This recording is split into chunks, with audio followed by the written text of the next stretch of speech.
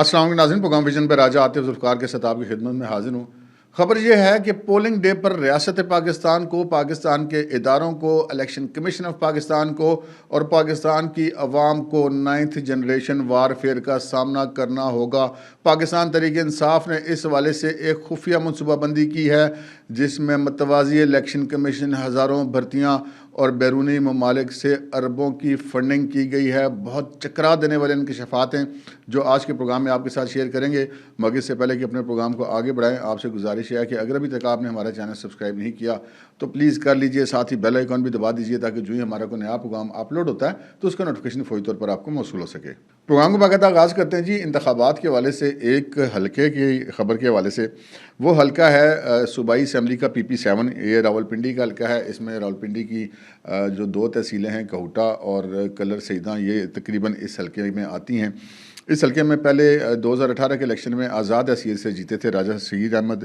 راجہ صغیر نام ہے ان کا پورا، تو مجھے نام ان کا یاد نہیں ہے، اور وہ آزاد حیثیت سے جیتے تھے، اور اس کے بعد پھر وہ پاکستان تحریک انصاف میں شامل ہو گئے تھے۔ پھر جس وقت یہ ایک لڑائی چلی پاکستان تحریک انصاف اور مسلم لیگ نون کی، جب پرویز الہی اور حمزہ اور یہ اوپر نیچے ہوتے رہے وزیر اعلیٰ سارے، تو اس دوران انہوں نے جو ہے وہ مسلم لیگ نون کی حمایت کی، اور اس کے بعد جب ضمنی الیکشن ہوا یہاں پر ان کو اپنی سیٹ کھونی پڑی، اور جب ضمنی الیکشن ہوا تو ایک دفعہ پھر جو ہے وہ راجہ صغیر اختر جیتے، لیکن مسلم لیگ نون کے ٹکٹ پر جیتے۔ اس حلقے سے اس دفعہ الیکشن لڑ رہے ہیں جناب ایک ہمارے دوست ہی ہیں، بڑی شخصیت ہیں، راجہ تیفور اختر، اور بڑی اچھا فیملی بیک گراؤنڈ ہے ان کا، اور جو ان تحصیل کوہٹا کے جو آگے جو علاقے آتے ہیں، نارا موٹور، وہاں سے ان کا تعلق ہے۔ یہ جہاں پہ بہت سارے ہمارے جو پاک فوج کے جرنیل ہیں، وہ راجہ تیفور اختر کے گاؤں سے ان کا تعلق ہے۔ جو سابق DGI صحیح تھے ظہیر الاسلام ججوہ صاحب، لیفٹیننٹ جنرل ریٹائرڈ، ان کا بھی اسی علاقے سے تعلق ہے، اور راجہ تیفور اختر صاحب پولیس میں تھے، اور کوئی 2-3 سال پہلے یہ ریٹائر ہوئے، اور اب وہ اپنی مدت پوری کر چکے ہیں، وہ جو سرکاری ملازمت سے ریٹائرمنٹ کے بعد والی ہوتی ہے، تو یہ اب الیکشن میں اتر آئے ہیں۔ آزاد حیثیت سے امیدوار ہیں PP7 سے، اب یہ حیثیت ان کی آزاد رہتی ہے یا آگے چل کے کسی پارٹی میں کنورٹ ہوتی ہے، یہ تو بعد کی بات ہے۔ لیکن راجہ تیفور اختر صاحب ایک،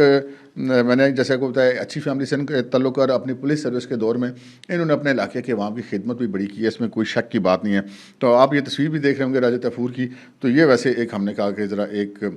ذاتی دوست ہمارے راجہ صاحب، تو ہم نے کہا کہ آپ کے ساتھ ان کی حوالے سے خبر بھی شیئر کر دی جائے۔ اچھا، اب اپنی دیگر خبروں کی طرف آتے ہیں جناب۔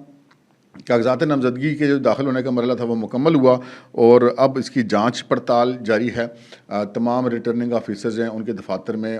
جن امیدواروں نے کاغذات نامزدگی جمع کروائے تھے، ان کی جانچ پڑتال کا عمل ہو رہا ہے۔ اور کل کا دن بڑا امپورٹنٹ ہے۔ کل کا دن اس لیے امپورٹنٹ ہے کہ جو اطلاعات آ رہی ہیں وہ یہ آ رہی ہیں کہ چونکہ بلے کا نشان اب پاکستان تحریک انصاف کے پاس نہیں رہا، اور انہوں نے اس معاملے کو عدالت میں چیلنج کرنا ہے، اور وہ اپنی پسند کی عدالت میں ہی چیلنج کرتے ہیں، آپ کو پتہ ہے، اور ان کی پسند کی عدالت آج کل چل رہی ہے پشاور ہائی کورٹ۔ تو ذرائع کا یہ کہنا ہے کہ پشاور ہائی کورٹ میں صبح سویرے پاکستان تحریک انصاف جو ہے الیکشن کمیشن کے فیصلے کو چیلنج کرے گی جا کے، اور دیکھتے ہیں کہ وہاں سے اب کیا جو ہے رزلٹ برآمد ہوتا ہے۔ اگر PTI اسلام آباد ہائی کورٹ کو، سپریم کورٹ کو، لاہور ہائی کورٹ کو چھوڑ کر اگر پشاور ہائی کورٹ جا رہی ہے تو یقیناً ان کو وہاں سے کوئی ایسی توقعات ضرور وابستہ ہوں گی۔ اس سے اگلی خبر کی طرف بڑھتے ہیں جناب۔ شاہ محمود قریشی، جن کی عمران خان کے ساتھ سائفر والی کیس میں ضمانت ہوئی تھی سپریم کورٹ آف پاکستان سے، اور ان دونوں کے جو مچلکے ہیں داخل نہیں ہو سکے تھے۔ اس کی وجہ یہ تھی کہ جب ان کی جو صاحبزادی ہیں، جب یہ ضمانتی مچلکے لے کر عدالت پہنچی تو اس وقت عدالت کا وقت ختم ہو چکا تھا، اور عدالت اس وقت اڈیالہ جیل میں لگی ہوئی تھی، سائفر کیس کا ٹرائل ہو رہا تھا، تو جج صاحب کے دستخط نہیں ہو سکے ضمانتی مچلکوں پہ۔ تو یہ توقع کی جا رہی ہے کہ صبح جو ہے وہ منگل کے روز جب ورکنگ ڈے شروع ہوگا تو پھر شاہ محمود قریشی کے مچلکے داخل کرا دیے جائیں گے۔ اچھا، اب یہاں پہ بڑی ایک چیز بڑی ٹیکنیکل ہے۔ ٹیکنیکل یہ ہے کہ کیا شاہ محمود قریشی ضمانتی مچلکے داخل ہونے کے بعد رہائی کی روپکار جب جیل پہنچے گی تو وہ رہا کر دیے جائیں گے یا نہیں؟ یہ ایک $1 ملین کوشچن ہے۔ اس کی وجہ یہ ہے کہ ایک تو ان کے خلاف جن مقدموں میں یہ گرفتار ہیں شاہ محمود قریشی، وہ تو ایک ہی ہے سائفر کیس جس میں وہ گرفتار ہیں، لیکن ان کی جو دیگر 6 مقدمات ہیں ان کی ضمانتیں عدم پیروی کی وجہ سے مسترد ہو چکی ہوئی ہیں، اور انہوں نے ان کی بحال کرانے کی اپیل بھی دائر کی تھی، وہ بھی مسترد ہو گئی تھی۔ تو اب دیکھنا یہ ہے کہ جناب سرکار ان کی دوبارہ گرفتاری ڈالتی ہے یا نہیں ڈالتی، اور اگر وہ 6 مقدمے تو موجود ہیں جن میں ان کی ضمانتیں جو ہیں وہ مسترد ہو چکی ہوئی ہیں، تو ان 6 مقدمات میں سے کسی میں بھی ان کو دوبارہ گرفتار بھی کیا جا سکتا ہے۔ لیکن ان کو گرفتار کر لیا گیا تو اس کا کچھ اور مطلب ہوگا کہ جناب شاہ محمود قریشی صاحب جو ہیں ابھی ان کے امتحان کے دن ختم نہیں ہوئے، اور اگر وہ گرفتار نہیں کیے جاتے ہیں تو پھر شاہ محمود قریشی کے اوپر پاکستان تحریک انصاف کے لوگوں کو پکا مطلب وہ جو شک تھا وہ یقین میں بدل جائے گا کہ جناب یہ ان کی کوئی معاملات ہو گئے ہیں، کوئی ڈیل طے ہو گئی ہے۔ تو یہ اب دیکھتے ہیں کہ شاہ محمود قریشی صاحب کے ساتھ آج کا دن یعنی کہ کل کا دن ان کا کیسا گزرتا ہے۔ پھر ایک خبر یہ ہے کہ سپریم کورٹ آف پاکستان نے عمران خان اور شاہ محمود قریشی کی سائفر کیس میں ضمانت تو لی، لیکن جو ٹرائل ہے اس کے اوپر اس کا کوئی اثر نہیں پڑا۔ ٹرائل اسی طرح برق رفتاری سے جاری ہے، اور اب ہمارے ذرائع کا یہ کہنا ہے کہ یہ جو اگلا ہفتہ آ رہا ہے جو کہ کل سے شروع ہوگا، منگل والے دن سے، کیونکہ پیر کے دن تو چھٹی تھی آج، اس میں بانی پاکستان قائد اعظم محمد علی جناح کی یوم ولادت تھی اور کرسمس بھی تھا، تو اس چھٹی کی وجہ سے آج ورکنگ ڈے نہیں تھا۔ تو اب کل جب ورکنگ ڈے سٹارٹ ہوگا تو یہ ٹرائل آگے بڑھے گا، اور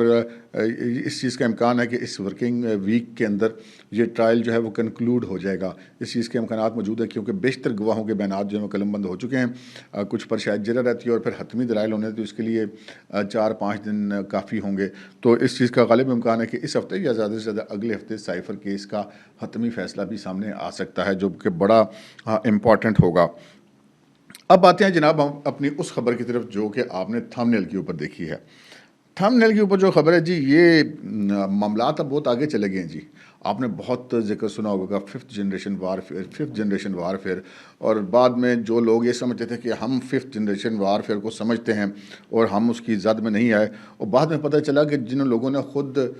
یہ سمجھتے کہ وہ ففتھ جنریشن وارفیئر کی زد میں نہیں آئے، اصل میں ففتھ جنریشن وارفیئر کے متاثرین ہی وہی تھے،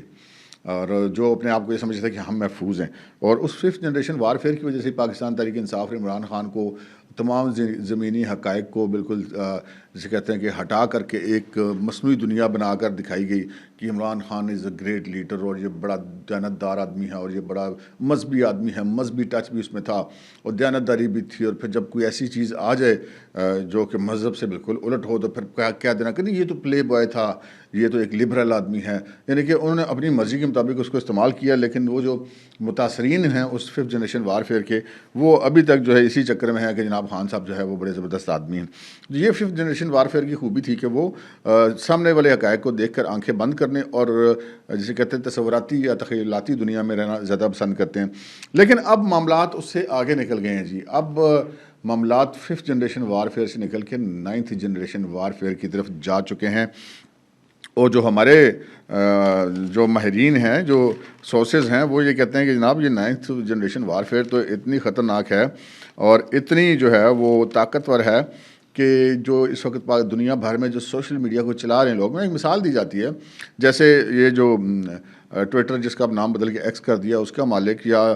جو فیس بک یا بیٹا کا جو کمپنی ہے اس کا مالک، یہ اس وقت دنیا میں اتنے پاورفل ہیں کہ یہ دنیا کے کسی بھی 2-3 ملکوں کی آپس میں جنگ تک کروا سکتے ہیں۔ ان کے پاس اس وقت سوشل میڈیا کے ہتھیار کی اتنی بڑی طاقت موجود ہے، اور یہ جو چاہیں دنیا میں کر سکتے ہیں، جو چاہیں دنیا کو جو ہے وہ کسی ایک اصل واقعے کا رخ کوئی تبدیل کر کے دکھا سکتے ہیں، یا تبدیل ہوئے واقعے کو اصل رخ دکھا سکتے ہیں۔ تو یہ نہیں کہ یہ سوشل میڈیا کی طاقت ہے، اور اس سوشل میڈیا کی طاقت جب منفی استعمال ہوتی ہے تو پھر اسے یار لوگ کہتے ہیں جی یہ ایک دجالی فتنہ ہے۔ اچھا، یہ جو دجالی فتنہ ہے جی، اس کے پاکستان کے اندر جو سب سے زیادہ اس کے جو کاپی رائٹس ہیں یا اس کے جو ماہرین ہیں وہ تو پاکستان تحریک انصاف کے پاس پائے جاتے ہیں، اس میں تو کوئی شک کی بات نہیں ہے۔ ابھی جناب ہمیں کو جو خبریں مل رہی ہیں وہ اچھی نہیں ہیں۔ اچھی اس لیے نہیں ہیں کہ پاکستان تحریک انصاف کے ایک نہ صرف یہ کہ منصوبہ پتہ چلا ہے، بلکہ اس منصوبے پہ بہت سارا کام بھی ہو چکا ہے اور معاملات بہت آگے بھی جا چکے ہیں۔ تو وہ جناب ذرائع کا یہ کہنا ہے کہ پاکستان تحریک انصاف کا جو سوشل میڈیا ہے اس نے یا ان کے جو لوگ ہیں اس سارے معاملے کے ذمہ دار، انہوں نے ایک منصوبہ ترتیب دیا اور اس منصوبے پہ کافی حد تک عمل درآمد بھی ہو چکا ہے۔ منصوبہ یہ ترتیب دیا ہے کہ جناب ملک بھر سے، پاکستان کے اندر سے کوئی 40 سے 45 ہزار افراد جو ہیں وہ جو ان کے سوشل میڈیا ایکٹیوسٹ ہیں وہ بھرتی کیے گئے ہیں، اور ان کو یہ اسائنمنٹ دی جائے گی، اور وہ اسائنمنٹ ایسی ہوگی کہ اس کے نتائج جو ہے وہ بہت زیادہ خطرناک ہو سکتے ہیں۔ انہوں نے کیا یہ ہے کہ جی الیکشن کمیشن آف پاکستان کے متوازی ایک آفس قائم کیا خفیہ، اور وہ قائم کیا انہوں نے اسلام آباد کے اندر۔ اب وہ جو متوازی آفس قائم کیا ہے وہ الیکشن کمیشن کی طرح ہی پولنگ ڈے پر پورے پاکستان میں بیٹھے ہوئے یہ جو بھرتی کیے گئے 40-45 ہزار افراد ہوں گے، ان سے رپورٹس لے گا اور ان کو جو ہے سوشل میڈیا کے اوپر جاری کرے. وہ رپورٹ کیا ہوگی؟ ایک بندے کی ڈیوٹی ہوگی کہ اس کو پیسے ملے ہوئے اس کام کے، کہ وہ کیمرہ لے کر مائک لے کر کسی بھی پولنگ اسٹیشن کے آگے چلا جائے گا. یعنی کہ ہر پولنگ اسٹیشن کے آگے اس طرح کے بندے ان کے موجود ہوں گے. فرض کریں اس پولنگ اسٹیشن کے اوپر جو ہے وہ کسی اور پارٹی کے ووٹ نکلتے ہیں 1000 اور وہ وہاں سے جیت جاتی ہے، اور پاکستان تحریک انصاف کے امیدوار کے یا جو ان کا معاہدہ یافتہ آزاد امیدوار ہوگا یا ٹکٹ بھی امکان یہ کہ ان کو مل جائے گا بلے کا نشان، تو اس کو اگر ملتے ہیں وہاں سے 150 ووٹ، تو وہ اس کا الٹ بتائے گا. وہ کہے گا کہ جی 1000 ووٹ جو ہیں وہ پی ٹی آئی کے نکلے ہیں اور 150 ووٹ جو ہیں وہ فلاں پارٹی کے نکلے ہیں. وہ کوئی بھی پارٹی ہو، وہ نون لیگ ہو، پیپلز پارٹی ہو، جو بھی وہاں سے جیتی ہو. اب اس کا کیا نتیجہ ہوگا کہ وہ پورے پاکستان کے تمام پولنگ اسٹیشنوں سے رزلٹس وہ بھیجے گا اپنے اس طرح کے مطلب جعلی رزلٹ بنا کے. اپنا جو ایک خفیہ الیکشن سیل ہے جو الیکشن کمیشن آف پاکستان کے متوازی بنایا، جس طرح الیکشن کمیشن آف پاکستان پورے پاکستان میں اپنے جو پریزائڈنگ آفیسرز ہیں اور جو ریٹرننگ آفیسرز ہیں یا جو ڈسٹرکٹ ریٹرننگ آفیسرز ہیں ان سے رزلٹ لے رہا ہوگا، وہیں پر اس کے متوازی یہ ایک جعلی کام بھی چل رہا ہوگا. جعلی رپورٹر، جعلی کیمرے، جعلی رپورٹیں، اور پھر وہ ایک جعلی رزلٹ وہاں پہ جنریٹ کیا جائے گا اور وہ ساتھ ساتھ سوشل میڈیا پہ پھیلایا جائے گا. اور پھر یہ کہا جائے گا کہ جناب یہ دیکھیں 150 سیٹیں تو پی ٹی آئی جیت گئی تھی، لیکن ان کے رزلٹ تبدیل کر کے ان کو جناب دوسری پارٹیوں کو جتا دیا گیا ہے. اور یہ دیکھیں ہم تو آپ کو ساتھ ساتھ بتاتے رہے ہیں، ہمارے پاس ایک پولنگ اسٹیشن کا رزلٹ ہے، اور وہ ایک اور ہر پولنگ اسٹیشن کا رزلٹ غلط ہوگا، جھوٹ ہوگا، اور ایک منصوبہ بندی کے تحت پھیلایا جائے گا. اچھا، اب ہمارے ذرائع کا یہ کہنا ہے کہ جناب نہ صرف یہ کہ ایک انہوں نے وہاں پہ خفیہ دفتر قائم کر لیا، بلکہ اسلام آباد کے اندر ایک اور جگہ بھی بلیو ایریا میں غالباً جہاں پہ ان کا دفتر موجود ہے، وہاں پہ بھی بڑی انہوں نے سکرینیں لگانی شروع کر دی ہیں تاکہ الیکشن کے دن وہ اس کی مانیٹرنگ کی جا سکے اور جو اصل رزلٹس ہیں ان کے متوازی اپنے جو تیار کردہ جعلی رزلٹس ہیں ان کو سوشل میڈیا کے ذریعے پھیلایا جائے گا. اس حوالے سے ہمارے ذرائع کا یہ کہنا ہے کہ یہ جو انہوں نے منصوبہ بندی کی ہے، اس میں جو مین فوکس ہے وہ 2 صوبے ہوں گے جی. ایک ہوگا پنجاب اور ایک ہوگا صوبہ خیبر پختونخوا. ان 2 صوبوں پر ان کا زیادہ فوکس ہوگا. اور ابھی تک جو ہمارے ذرائع کے کہنا ہے کچھ 40 سے 50 کروڑ روپے اس منصوبے کے لیے مختص کیے گئے ہیں. اور یہ بھی ذرائع کا کہنا ہے کہ ان کو اس سلسلے میں جو بیرون ملک سے رقوم بھی حاصل ہوں گی، اور وہ یعنی کہ یہاں تک بات سننے میں آئی ہے کہ یہ رقوم صرف وہاں پہ موجود پاکستانی نہیں بھیجیں گے. ان کو تو پی ٹی آئی بیوقوف بنانے کی ماہر ہے، ان سے تو پیسے لے لیتی ہے، لیکن جتنی اس میں ہیوج انویسٹمنٹ کی ضرورت ہے تو وہ پاکستانی پوری نہیں کر سکیں گے. تو پوری وہی کریں گے جنہوں نے عمران خان کو لانچ کیا اور جنہوں نے پی ٹی آئی کو لانچ کیا. یعنی کہ ایک جو انٹرنیشنل اسٹیبلشمنٹ ہے اس میں یہودی شامل ہیں، اس میں بھارتی جو لابیاں ہیں وہ شامل ہوں گی، ہندو شامل ہوں گے، اور جو ایک اور خاص مذہبی گروپ ہے وہ بھی اس کے اندر شامل ہوگا جو کہ ہمیشہ سے عمران خان کا سپورٹر رہا ہے اور ان کو فنانس بھی کرتا رہا ہے. اور یہ کچھ ایسی اطلاعات ہیں جس کے بعد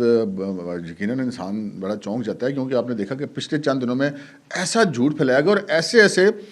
جسے کہتے ہیں نا کہ سیزنڈ جو صحافی ہیں ان کے اکاؤنٹ سے پھیلایا گیا، اور یہ مقبول جان اور جو